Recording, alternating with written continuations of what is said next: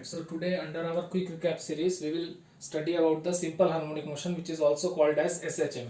Okay, now see, according to definition, if any particle moves to and fro about a mean position under an acceleration which is directly proportional to its displacement from the mean position and is always directed towards that position, then that kind of motion is called as a simple harmonic motion. Okay, basically in short, if any object is executing simple harmonic motion, then you can take an example of an oscillating object. Okay, if you are hanging in a stone or some kind of thing and it is moving in this way, then that it is executing your simple harmonic motion. Okay, now see, in this simple harmonic motion, what is there?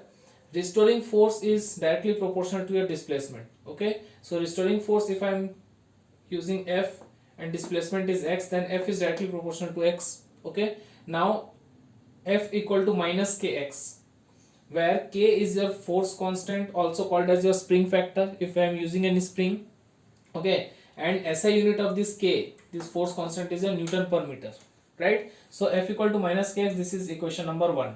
Now we know that according to Newton's second law of motion, F equal to ma. Okay, I have already made a video about Newton's laws of motion, you can check in my playlist. So according to Newton's second law of motion, F equal to ma. All right, and this is equation number 2. So from equation 1 and 2, ma is equal to minus kx. Okay, therefore a equal to minus k by m into x.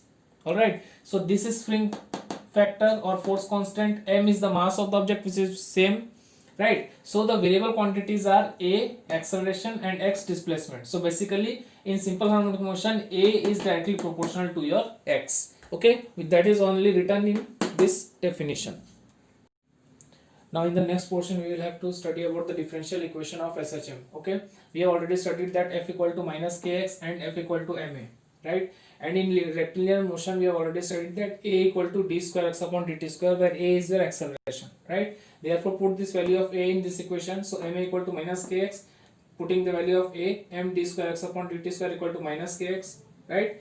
M d square x, take this in LHS, so m d square x upon dt square plus kx equal to 0. Now put omega square equal to k by m, where omega is your angular frequency. Okay, angular frequency of SHM. Okay, therefore the equation will become m d square x upon dt square plus omega square m x equal to 0. This is in place of k.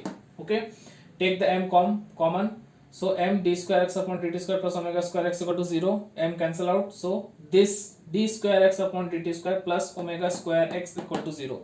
This is the differential equation of your SHM.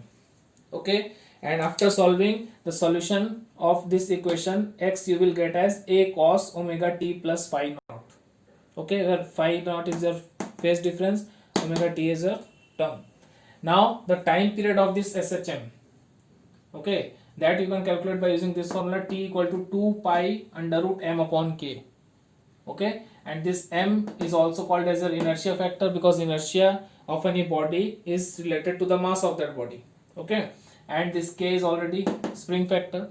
So if these quantities are given in the question, then you can also solve, and if mass of k is given, then you can also solve by using this formula. So this is all about your simple harmonic motion, or you can say the differential equation of SHM. Okay, so now if you have any doubt, then you can ask in the comment section below. And if you like the video, then press the like button and subscribe the channel. Okay, thank you.